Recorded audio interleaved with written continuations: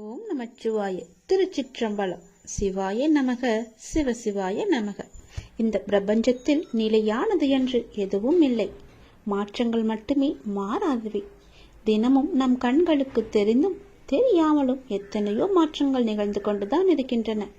நம் வாழ்விலும் பல மாற்றங்கள் நிகழலாம். நீங்கள் மாற வேண்டும் என்று நினைப்பது இன்றே கூட மாறலாம்.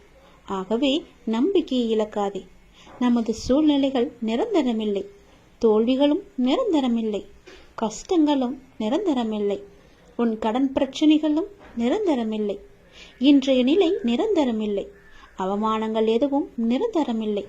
கஷ்டங்களும் கவலைகளும் கூட ஓடோடிவிடும். இவை அனைத்துமே மாறக்கூடியவை. அனைத்திற்கும் தீர்வு உண்டு. நீ என்னை நம்பினாய். என்னால் தீர்க்க முடியாத பிரச்சனைகளே இல்லை. நிறைவேற்ற முடியாத பிரார்த்தனைகள் இல்லை. மாற்ற முடியாத சூழ்நிலைகள் இல்லை. முழுமையாக என்னை நம்பு. உங்களுக்கு ஒன்று தாமதமாகிறது என்றால் அதை முழுமையாக ஏற்றுக்கொள். காரணமில்லாமல் இங்கு எதுவுமே நிகழப்போவதும் கிடையாது. இதை நீ இப்போது கேட்டுக்கொண்டிருப்பதற்கும் மிகப்பெரிய ஒரு காரணம் இருக்கலாம். எல்லாமே நன்மைக்கே. நம்பிக்கையோடு நீ பிரார்த்தனை மட்டும் செய். உங்கள் வாழ்வில் நிச்சயமாகவே மாற்றங்கள் ஏற்படும். நீ கேட்டபடியே நல்ல மாற்றங்களாக இருக்கும். சிறப்பாகவே நீ வாழ்வாய். என்னுடைய அனுகிரகம் உனக்கு எப்போதுமே கிடைக்கும். உங்கள் வாழ்க்கை மகிழ்ச்சியுடனே இருக்கும்.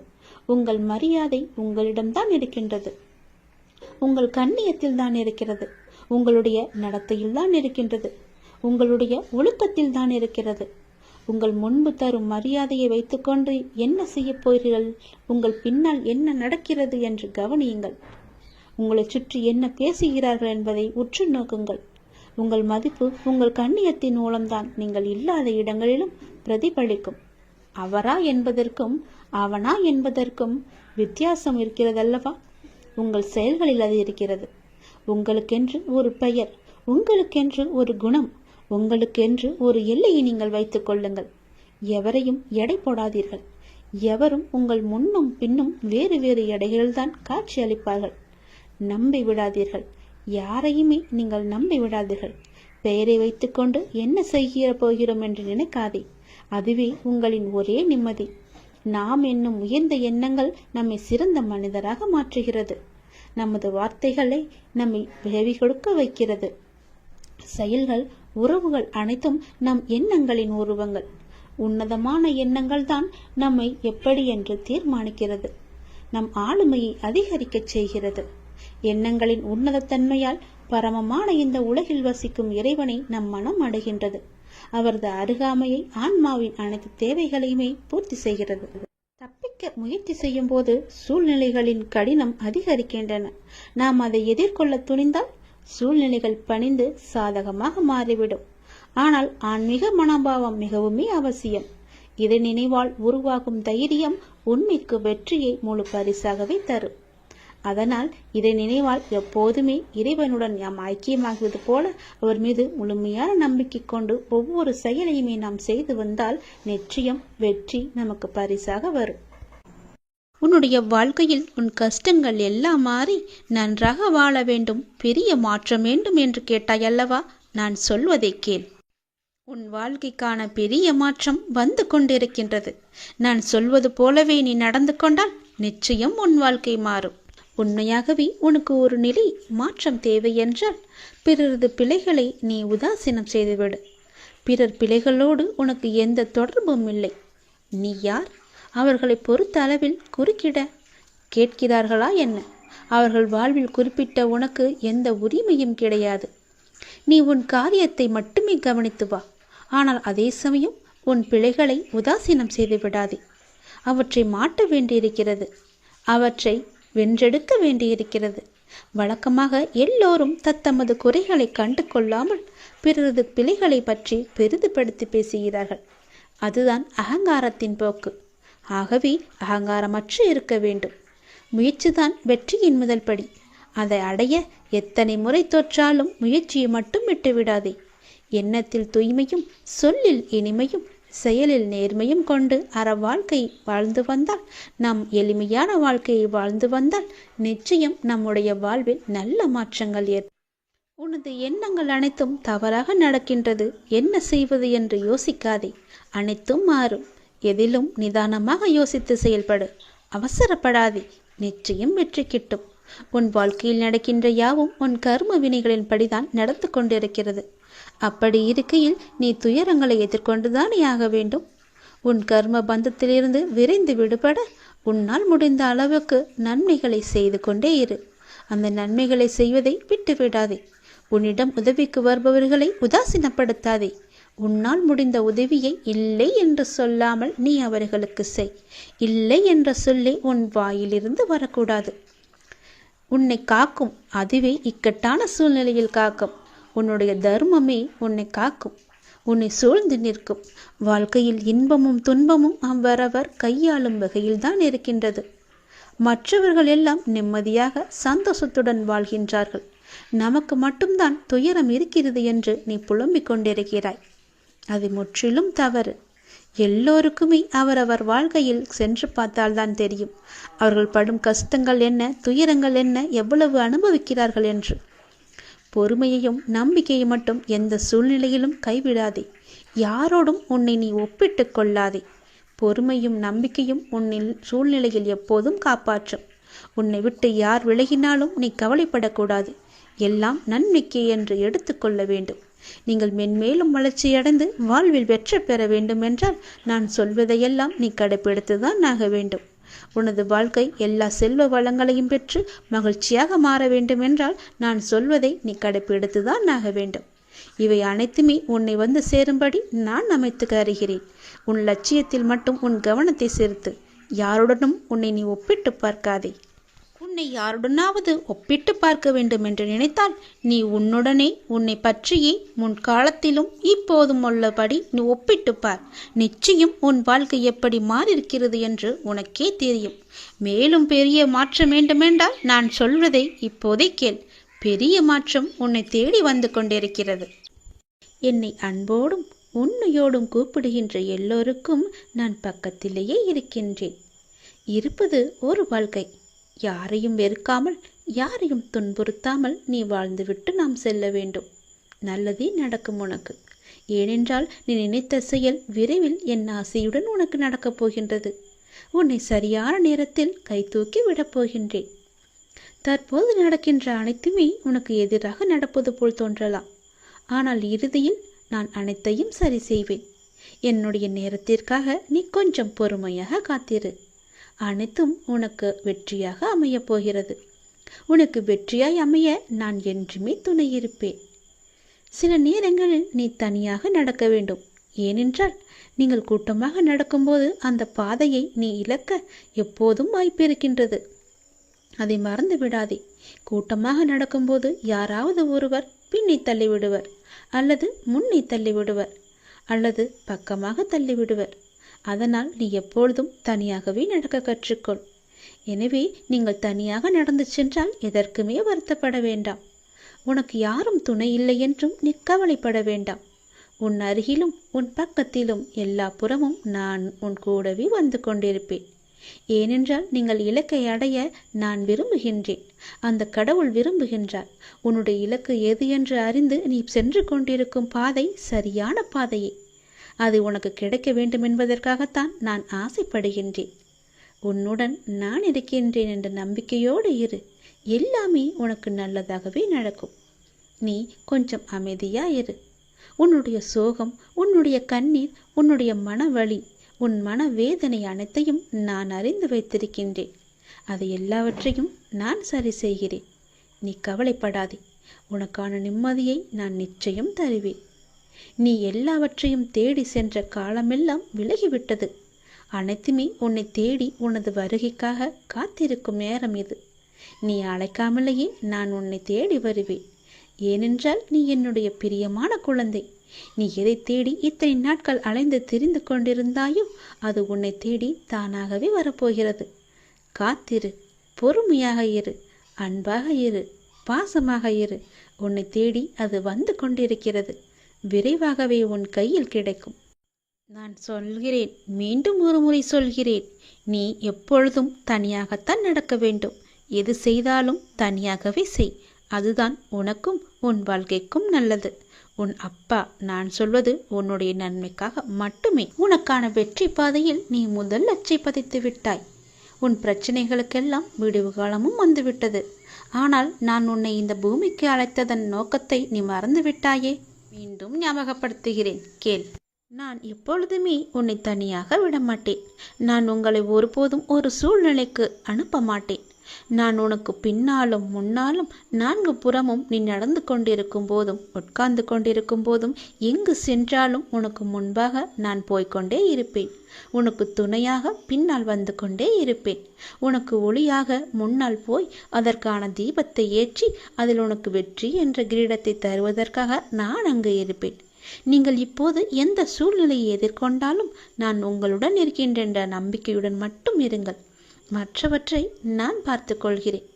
உன்னுடைய வாழ்வில் இன்று முதல் உனக்கான காலத்தை நீ தொட்டுவிட்டாய். நீ கஷ்டப்பட்ட எல்லாவற்றிற்கும் உனக்கான நியாயத்தை நான் வழங்குவேன். உன்னை எப்போதும் என் நெஞ்சில் நான் சுமந்து கொண்டே இருக்கின்றேன். இன்று உனக்கான ஒரு நல்ல செய்தியை நான் பரிசீலித்தேன். ஞாபகம் இருக்கின்றதா?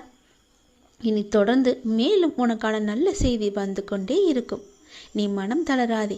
மற்றவர்கள் உன்னை வசைப்பாடினாலும் நீ கலங்காதே. யாரை பற்றியும் நீ பேசாதே. உன் கோபத்தை குறைத்துக்கொள். உன் சூழ்நிலைகளை மாற்றி நான் அமைத்து தருகின்றேன். உனக்கான வெற்றி பாதையில் நீ முதல் அச்சை என்று நீ பதித்து விட்டாய். விரைவில் அது நீ ஓவியமாய் பயணிக்கப் போகின்றாய். இன்று நீ கண்ணீர் மல்க என் முன் நின்றாயல்லவா? என் பிரச்சனைகளுக்கு விடிவு காலம் இல்லையா என்று கேட்டாயல்லவா? அதற்கு நான் உனக்கு இன்று முதல் நேர்முகமாகவே பதிலளிக்க ஆரம்பித்து விட்டேன். உனக்கு நிச்சயம் நல்லது நடக்கும். வெற்றி பாதையில் நீ நடைபோடப் போகின்றாய். உன்னை விட்டு நான் எங்குமே போக மாட்டேன். உன் கூடவே இருந்து உனக்கு துணையாக எல்லாவற்றையுமே நானே செய்து தருகிறேன். எப்போதும் உன் கூடவே நான் இருப்பேன். எங்கு போனாலும் நீ செய்ய வேண்டியது ஒன்றே ஒன்று மட்டும்தான். எங்கு போனாலும் எது செய்தாலும் என்ன ஆரம்பித்தாலும் என்னிடம் சொல்லிவிட்டு செயல்படு. அதற்கான பதிலை நான் தருகிறேன். இல்லையென்றால் நான் உன் கூடவே வந்து அதற்கான ஏற்பாடுகள் செய்து அதை நல்ல விதமாக முடித்து தருகிறேன். போகும்போதும் வரும்போதும் என்னிடம் சொல்லிவிட்டு செயல்படு. உனக்கு பல நன்மைகளை அதில் நான் வைத்திருப்பேன். நிச்சயம் நன்மையில் முடியும்படி நான் அமைத்து தருகின்றேன். உண்டியலில் காணிக்கை செலுத்துவதற்கு பதிலாக உன்னால் முடிந்த அளவுக்கு பசியில் இருப்போருக்கு வயிறார உணவு கொடு. அதுவே கடவுளுக்கு நீ கொடுக்கும் மகிழ்ச்சி. கடவுள் எப்பொழுதும் உன்னை பற்றியே நினைத்து கொண்டிருக்கிறார். உன் துன்பங்களை பற்றியே நினைத்து கொண்டிருக்கின்றார். உன்னுடைய கர்மக்கள் எல்லாம் ஒழிய வேண்டுமென்றால் உன்னால் முடிந்த அளவுக்கு மற்றவருக்கு வயிறார உணவு இடு. அது போதும். உன் கர்மாக்கள் எல்லாமே ஒளிந்துவிடும். இறைவன் நம் எல்லோரையும் மீண்டும் மீண்டும் படைப்பதற்கு காரணம் என்ன தெரியுமா? நாம் நல்லது செய்ய வேண்டும், நம் கர்மாக்கள் எல்லாம் ஒழிய வேண்டும் என்பதற்காகவே மீண்டும் மீண்டும் நம்மை பிறக்க வைக்கின்றார். இறைவன் அனைவரையும் நல்ல செயல்கள் செய்யத்தான் நம்மை அனுப்பியிருக்கின்றார். ஆனால் தீயதை செய்து தானும் துன்பப்பட்டு மற்றவர்களையும் துன்பப்படுத்த அல்ல என்று அனைவரும் உணர வேண்டும். எல்லாம் உங்கள் எண்ணங்களில்தான் இருக்கிறது. உங்கள் மனதுகளில்தான் இருக்கிறது. உங்கள் செயல்களில்தான் இருக்கிறது. நீங்கள் மனது வைத்தால் நிச்சயம் நடக்கும். அது எப்போது என்றுதான் உனக்கும் தெரியவில்லை, அனுப்பி வைத்த எனக்கும் தெரியவில்லை. எதற்காக அனுப்பினோ அதை மறந்துவிட்டு நீயே ஒரு வழியில் போய் கொண்டிருக்கின்றாய். அது உனக்கான வெற்றி பாதையாக இருக்கும். கவலைப்படாதே. இருந்தாலும் நான் அனுப்பியதன் கடமையையும் நீ செய்ய வேண்டுமல்லவா? செய்து வா. உனக்கு நல்லது நடக்கும். நடந்ததை நினைத்து நீ வருந்தியது போதும். நான் உனக்கு அளிக்கப் போகும் இன்பங்களை அனுபவிக்க நீ தயாராக இரு. வருகின்ற காலம் உனக்கு வசந்த காலமாகவே இருக்கும். இந்த உலகத்தில் நல்லதுக்கே காலமில்லை என்று புலம்புபவர்கள் தான் நிறைய பேர். அப்படியென்றால் இது உனக்கான பதிவு. இது நீ முழுமையாக கேள். எல்லாம் உனக்கு விளங்கும். உண்மையாக இருந்தால் பிரச்சனை வரும் என்று அஞ்சுகிறீர்களா? நீங்கள் நினைப்பது போல அது ஒன்றும் பெரிய விஷயமில்லை. ஆனால் இந்த உலகத்தில் உண்மையாக இருப்பவர்களுக்கு பல சோதனைகள் வரும். வரலாற்று காலம் தொடங்கி தற்காலம் வரை இந்த உலகத்தில் நல்லதுக்கே காலமில்லை என்று புலம்புபவர்கள்தான் அதிகமானோர். உண்மையாகவும் நேர்மையாகவும் இருந்தால் நாம் தினந்தோறும் பல்வேறு விதமான பிரச்சனைகளை சந்தித்து கொண்டே இருக்கின்றோம். பல வேளைகளில் நேர்மையாக நடந்து கொள்வதே நம் கிடையாது. பல நேரங்களில் நமக்கு என்று தனி நீதியை நாம் வகுத்துக் கொள்கின்றோம். நம்மை சுற்றியுள்ள நண்பர்களிடமும் மனிதர்களிடமும் சின்ன சின்ன பொய்கள் எல்லாம் சொல்லிக்கொண்டே இருக்கிறோம். ஏன் இப்படி பொய் பேசுகிறோம் என பலர் நம்மை நாமே கேட்டுக்கொள்வதும் உண்டு. ஒவ்வொரு நாளும் பலதரப்பட்ட மனிதர்களிடம் வெவ்வேறு விஷயங்களை மாற்றி பேச நேரிடும். நம்மை பற்றி அவர் அவதூறாக நினைத்துவிடக் கூடாது என்பதுதான் அதன் முதன்மையான காரணமாக இருக்கும். அலுவலகத்தில் உயர் அதிகாரிகளை சமாளிக்க, வீட்டிலுள்ள பெற்றோருக்கு நம்பிக்கையை ஏற்படுத்த, நெருக்கமானவர்கள் நம்மை நினைத்து பயப்படாமல் இருக்க, அவர்கள் நம்மை தவறாக நினைத்துவிடக் கூடாது என்று கவலைப்படக்கூடாது என்பதற்காக பல்வேறு விதமான காரணங்கள் இருக்கும் என பல காரணங்கள் நீண்டு கொண்டே போகும். உண்மையை சொல்லும்போது எதிராளிக்கு நம் மீது தவறான எண்ணம் ஏற்படுவதில்லை. அவர்கள் நம் மீது வைக்கும் நம்பிக்கை மேலும் உயர்கிறது. அதனால் எது செய்தாலும் உண்மையை மட்டுமே சொல்லுங்கள். ஒரு பொய்யை மறைக்க 1000 பொய் கூட சொல்ல நேரிடும். அதனால் ஒரே ஒரு உண்மையை சொல்லிவிட்டால் நமக்கும் பயமில்லை, நம் எதிராளிக்கும் நம் மீது நல்ல ஒரு அபிப்பிராயம் ஏற்பட்டுவிடும். நம் மதிப்பை அது உயர்த்திவிடும். உண்மையை மட்டுமே பேசி வரும்போது நம்முடைய தன்னம்பிக்கையும் அதிகரிக்கும். அதனால் தயக்கமின்றி, ஏதுமின்றி உரக்கச் சொல். உண்மையை உரக்கச் சொல். பின்னால் வருவதை பார்த்து கொள்ளலாம். பொய்யை சொல்லி மாட்டிக்கொள்வதை விட உண்மையை சொல்லி ஒரு நாள் கஷ்டத்தை அனுபவித்து விடலாம். பிறகு நமக்கு எப்பொழுதுமே மகிழ்ச்சிதானே. நாம் பயந்து பயந்து வாழ வேண்டும் என்ற அவசியம் கிடையாதே. எல்லாவற்றிலும் துணிந்து நாம் இறங்கிவிட்டால் பிறகு ஏன் பயப்பட வேண்டும்? உண்மையை உரக்கச் சொன்னால் எதற்கு நாம் பயப்பட வேண்டும்? உண்மையை மட்டும் பேசினால் யாருக்கு நாம் பயப்பட வேண்டும்? உண்மையை உரக்கச் சொல்லுங்கள். உனக்கு மட்டுமே நீ பயப்படு. கடவுளுக்கு மட்டுமே பயப்படு. உன்னை படைத்த இறைவனுக்கு மட்டுமே நீ பயந்து வாழ். நிச்சயம் உனக்கு நன்மைகள் பல நடந்து கொண்டே இருக்கும். உனக்கான காலங்களெல்லாம் கனிந்து வந்துவிட்டது. உனக்கான நேரமும் கூடி வந்துவிட்டது. இனி உனக்கு எப்போதும் பயமே கிடையாது. யாம் இருக்க பயமே. நான் உன்னோடு இருப்பதால் புயல்கள் உன்னை நோக்கி வராது என்று உத்தரவாதமில்லை. ஆனால் எந்த புயலாலும் உன்னை மூழ்கடிக்க முடியாது என்பதற்கு நான் உத்தரவாதம் அளிக்கின்றேன். சில மாற்றம் உருவாக பல ஏமாற்றங்களை நீ தாங்கிக்கொள். சந்தோஷம் தொடர்ந்து வர பல சங்கடங்களை நீ கடந்து செல். வெற்றி மேல் உனக்கு வெற்றி வர தோல்விகளை நீ கடந்து செல். காலங்கள் கனிந்து வரும் நேரம் வரை நீ பொறுமையாக காத்திருக்க வேண்டும். நான் சொல்வது புரிகிறதா? ஞானத்தை தேடி நீ எங்கும் அலைய வேண்டாம். இது உயர்ந்தது, இது தாழ்ந்தது என்று எந்த கணம் நீங்கள் பிரித்து பார்க்கின்றீர்களோ அந்த கணமே ஞானோயத்துக்கான கதவு முற்றிலும் மூடப்பட்டு விடுகிறது. புனிதம் என்றும் அசிங்கம் என்றும் பாகுபாடும் எதையும் காட்டாதவர்கள்தான் மேன்மையான நிலைக்கு போகின்றார்கள். ஒரு சாது கடைத்தெரு வழியே நடந்து கொண்டிருந்தார். இறைச்சி விற்கும் கடையில் நின்றிருந்த ஒரு வாடிக்கையாளரின் குரல் சாதுவின் காதில் விழுந்தது. பன்றி இறைச்சி வேண்டும். இருப்பதிலேயே எது முதன்மையான பகுதியோ அங்கே இருந்து வெட்டிக்கொடு என்று கேட்டார். கடைக்காரன் குரல் சொன்னது, அந்த இறைச்சியில் முதன்மையான பகுதி என்று எதுவும் இல்லை. இதை கேட்டதும் சாது ஞானம் அடைந்தார். ஞானம் அடைவதற்கு 2 வழிகள் இருக்கின்றன. ஒன்று, எல்லாமே புனிதம் என்று பார்ப்பது. இரண்டாவதோ எல்லாமே அசிங்கம் என்று பார்ப்பது. இரண்டிலும் பாரபட்சமற்ற தன்மை இருக்கிறது. அதை தெரிந்து கொள். இது உயர்ந்தது, இது தாழ்ந்தது என்று எந்த கணம் நீங்கள் பிரித்து பார்க்கின்றீர்களோ அந்த கணமே ஞானோதயத்துக்கான கதவு முற்றிலும் மூடப்படும் என்பதை நீ உணர்ந்து கொள். பன்றி இறைச்சியில் இந்த பகுதி ருசியாக இருக்கும், இதில் எவ்வளவு ருசி இருக்காது என்று இறைச்சி விற்பவன் பாகுபாடு பார்க்க தயாராக இல்லை. இதை கவனிக்கும் சாதுவுக்கு இந்த பிரபஞ்சத்தில் மேன்மையற்ற அம்சம் என்று எதுவும் இல்லை என்பது சடார் என்று உரைக்கின்றது. பகுதி பகுதியாக பிரிவினை செய்து ஒரு பகுதியை கொண்டாடி கொண்டும் மற்றதை அவதூறு சொல்லிக்கொண்டும் உலகத்தை பார்ப்பதை விடுத்து எல்லாவற்றையும் ஒருமித்த ஒன்றாகவே பார்க்க தொடங்குங்கள். நிச்சயம் ஞானோதயத்துக்கான வழி என்பது உனக்கு விளங்கும். அதற்கான கதவு உனக்காக திறக்கப்படும். நான் சொல்வதை ஏற்க மனம் இருந்தால் அதை ஏற்றுக்கொள். இன்பம் துன்பம் என்பது எல்லோருக்கும் வரத்தான் செய்யும். அதை நீ சமமாக ஏற்று வாழ பழகி கொண்டால் உன்னுடைய வாழ்க்கை சமமாக இருக்கும். எந்த மேடுபடமும் இல்லாமல் சந்தோஷமாகவே நீ போய்கொண்டே இருக்கலாம். எந்த பெரிய புயலும் உன்னை எதுவும் செய்யாது. எவ்வளவு பெரிய ஆபத்து வந்தாலும் அதிலிருந்து நீ சீக்கிரமாகவே மீண்டு வந்து விடலாம். அதனால் நான் இதற்கு உத்தரவாதம் தருகிறேன். நீ எதையும் மேலாகவும் கீழாகவும் வைத்து பார்க்காதே. எல்லாம் சரிசமமாக எண்ணிப்பார். உனக்கு நடப்பது நன்மையாகவே நடக்கும். சில மாற்றங்கள் உனக்கு தேவை என்று எதிர்பார்த்து காத்திருக்கின்றாய். அதற்கு நீ பல ஏமாற்றங்களை நீ சந்தித்தும் வந்திருக்கின்றாய் அல்லவா?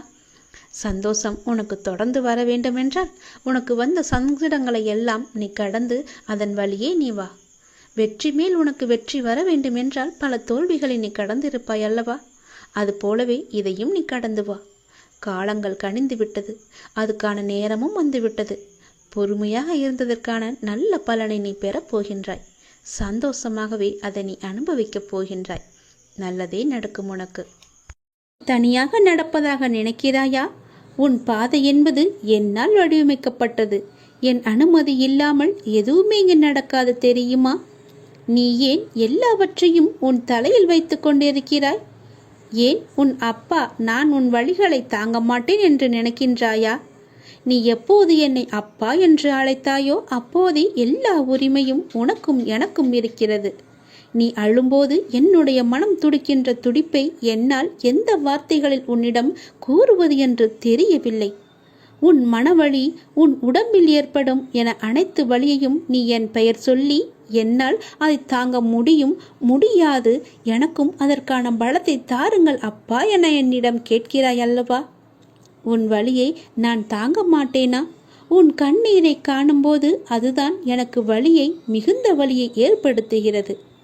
உங்கள் பெயர் சொல்லி என்னால் எப்படிப்பட்ட கஷ்டம் தரும் சூழ்நிலைகளையும் எளிதாக தாண்ட முடியும் என்று கூறும்போது நான் உனக்கு எப்படி உதவி செய்யாமல் இருப்பேன்? வலி தாங்காமல் சில நேரம் நீ கதறும்போது என்மேல் கோபம் கொண்டாலும் அது உன் மனதிலிருந்து வருவதல்ல. அதன் பிறகு என்னை மன்னித்து விடுங்கள் என்று கேட்டு நீ என் முன் நிற்கும்போது என் மனம் உன்னை எண்ணி கலங்குகின்றது. என் பிள்ளையை இப்படி விதியால் படும் அவஸ்தைகள் என் முன் இப்படி நிற்க வைக்கிறதே என்று. நீ துவண்டு போக மாட்டாய். என்ன கஷ்டம் வந்தாலும் நிமிர்ந்து பறந்து வானமாக மேலோங்கி நிற்கப் போகிறாய். யார் கைவிட்ட போதிலும் என் பக்தனாகிய உன்னை நான் ஒருபோதுமே கைவிட மாட்டேன். நீ எங்கு சென்றாலும் உன்னுடனே நான் இருப்பேன். எதை பற்றியுமே நினைக்காதே. உனக்காக யாருமே இல்லை என நீ வருந்தக்கூடாது. நீ அப்பா என அழைத்தால் உன்னை காக்க நான் வருவேன். நீ நினைத்தது நடக்கும். உன் வீட்டில் நீ நடக்க விரும்பும் சுப காரியங்கள் எல்லாவற்றையுமே நான் நடத்தி காமிக்கிறேன். என் ஆசையோடு நடக்கும். உன் முயற்சிக்கான பலன். வெகு நாட்களாக முயற்சி செய்து கொண்டே இருக்கிறாய் அல்லவா? எனக்கான வேலை வேண்டும், அதற்காக நான் முயற்சி செய்து கொண்டே இருக்கிறேன் அப்பா. எனக்கான சரியான வேலையை எனக்கு வாங்கி தாருங்கள். அந்த வேலையின் பொறுப்பை உங்களிடமே நான் ஒப்படைத்து விட்டேன் என்று என்னிடம் நீ கண்ணீர் விட்டு அழுவாத குறையாக என்னிடம் நீ கேட்டாய் அல்லவா? உன் மனக்குமுறல், உன்னுடைய மன வேதனை, உன்னுடைய மன வலி எவ்வளவு என்பது எனக்கு தெரியும். எனக்காக ஒரு நிரந்தர வேலை வாங்கி தாருங்கள் அப்பா என்று என்னிடம் நீ கேட்டாய் அல்லவா? அந்த முயற்சிக்கான பலனை நான் உனக்கு தரப்போகிறேன். நிச்சயம் அது உனக்கு கிடைக்கும். விரைவாகவே அந்த வேலையில் நீ உன் கையொப்பத்தை இடு. அதற்காக உன்னை நீ தயார்படுத்திக்கொள். இப்போது என்னுடைய ஆசியுடன் நீ முழுமையாகவே காப்பாற்றப்பட்டு விட்டாய். இனி எதற்காகவுமே நீ பயப்படக்கூடாது. நினைத்து கூட பார்க்காத விஷயங்கள் நடப்பதைக் கண்டு ஆச்சரியமடையப் போகிறாய். அமைதியற்ற மனநிலையிலிருந்து வெளிவரப் போகிறாய். என்னுடைய ஆசி என்பதை நீங்கள் உணர்ந்து கொள்ளப் போகிறாய். சரியான பாதையில் என் அப்பா என்னை அழைத்துச் செல்வார் என்ற நம்பிக்கையோடு இத்தனை நாட்களாக நீ காத்திருந்தாய் அல்லவா? அதற்கான பலனோடும் வட்டியோடும் நான் வந்திருக்கிறேன். என்னை தொட்டு எப்பொழுது என்னை அப்பா என்று கூப்பிட்டாயோ அதற்கான முதல் வேலையை நான் செய்ய தொடங்கிவிட்டேன்.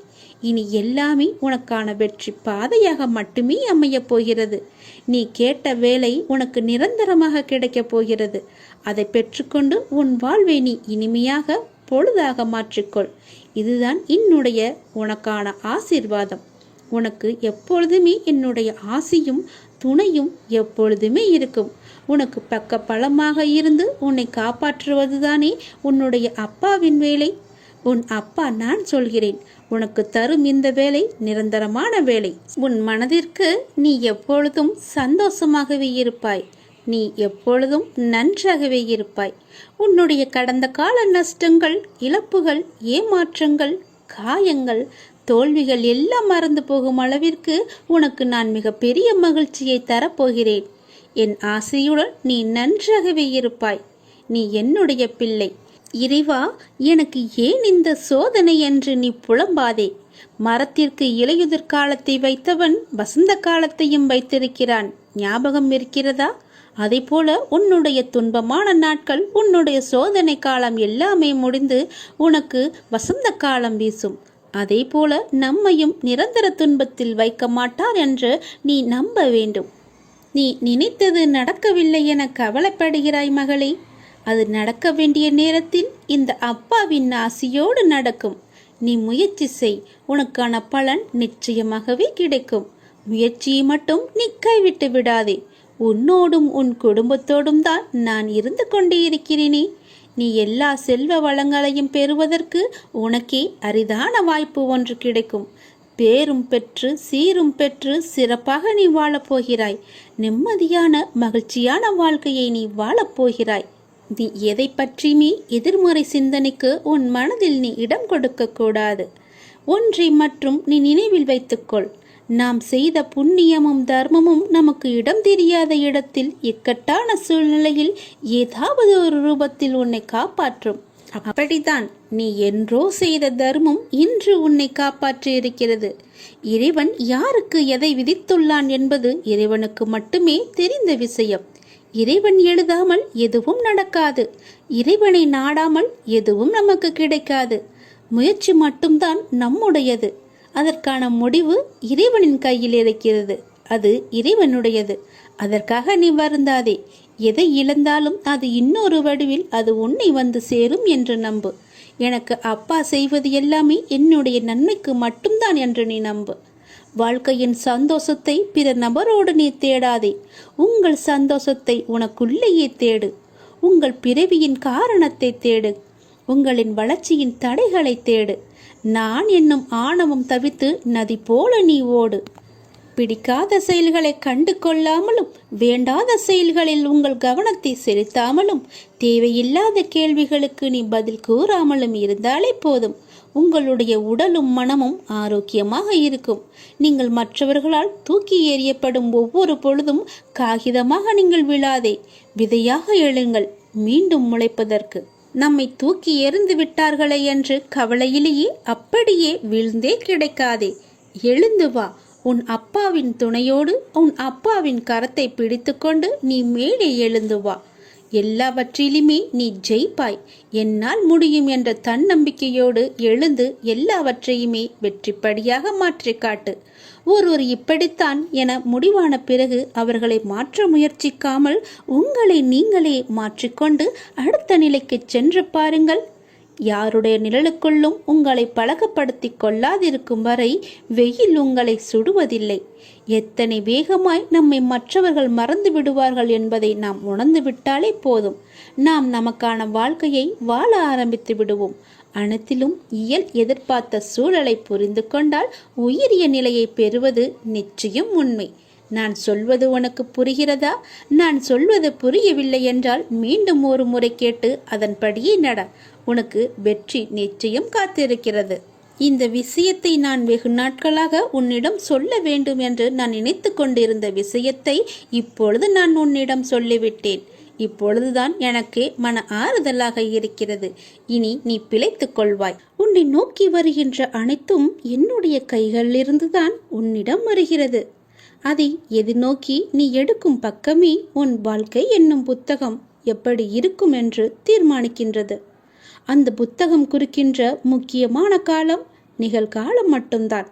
அதை எழுத உனக்கு எழுதுகோலாக நான் இருப்பேன். உன் இறந்த காலத்தில் 1000 விஷயங்கள் நல்லதாகவும் கெட்டதாகவும் இருக்கும். அது உன்னுடைய தவறு இல்லை. உனக்கான என்ன தீர்மானிக்கப்பட்டதோ அதைதான் நீ அனுபவித்துக் கொண்டிருக்கிறாய். அதனால் முடிந்தது முடிந்துவிட்டது. அதை நோக்கி தேவையில்லாத ஞாபகத்தில் நீ பயணிக்காதே. எதிர்காலம் நீ தீர்மானிப்பது இல்லை. நிகழ்கால பயணத்தை நான் உனக்கு எழுதுகிறேன். நீ பயப்படாதே. உன்னிடம் இதயம் என்ற மிக பெரிய சொத்து இருக்கின்றது. அதை நீ ஒருநிலைப்படுத்து. மலர்கள் அழகாக இருக்கும், சிலவற்றில் முள் இருக்கும். உன் வாழ்க்கையும் அப்படித்தான். உன் அழகான வாழ்க்கை, அதை நீ பார்த்து நட. நான் என் குழந்தையை தாங்கும் மண்ணாய் அடியில் பிடித்து நான் காத்திருப்பேன். உன்னை சந்தோஷமாகவே வாழ வைப்பேன். நீயாக ஓர் கற்பனை கதையை உருவாக்கி நடந்ததை பற்றி வீணாக யோசித்து உன்னுள் இருக்கும் அமைதியை கெடுத்து கொள்ளாதே. உனக்கான நேரம் சரியில்லாமல் இருக்கலாம். நான் இருக்கையில் உன் வாழ்க்கைக்கான நேரத்தை நானே கவனித்துக் கொள்கிறேன். உன்னை ஒருபோதுமே கவலைப்பட விட மாட்டேன். யார் என்ன வேண்டுமானாலும் எனக்கு எதிராக சொல்லட்டும். என் குழந்தை என் மீது இவ்வளவு நம்பிக்கை வைத்திருக்கும் போது, உன் உலகமாய் நான் இருக்கும்போது நீ எதற்காக கவலைப்பட வேண்டும்? உனக்கு செய்வது எல்லாவற்றையுமே என்னுடைய ஆனந்தத்தால் தான் செய்கிறேன். நீயும் அப்படிதான். எனக்கு எல்லாமே என்னுடைய உலகமாக என் அப்பா இருக்கிறார் என்று ஆனந்தத்தில் தானே சொல்கிறாய். அதுபோலவே எனக்கான உலகமும் என் குழந்தைதான். உனக்கு அம்மாவாகவும் அப்பாவாகவும் நானே எப்பொழுதுமே துணை இருக்கிறேன். உன்னுடைய நட்பாகட்டும், உன்னுடைய காதலாகட்டும், உன்னுடைய அனுக்கிரகம், விசுவாசம் முதலியவற்றையெல்லாம் என் மேலே நீ வைத்திருக்கிறாய். நான் உன்னை கண் இமையை காப்பது போல காத்து கொண்டு இருக்கிறேன். உன்னுடைய முயற்சி இல்லாமலேயே நான் உன்னை காப்பாற்றுவேன். எந்த ஒரு இக்கட்டான சூழ்நிலை வந்தாலும் அப்பா என்று என்னை உரிமையாக கூப்பிடு. நான் உன்னை தேடி ஓடோடி வருகிறேன். அப்பாக்கு இணை ஏதுமே கிடையாது. உன்னை காப்பாற்ற என்னால் மட்டுமே முடியும். எத்தனை பிரச்சனையாக இருந்தாலும் பரவாயில்லை, எவ்வளவு பெரியதாக இருந்தாலும் பரவாயில்லை.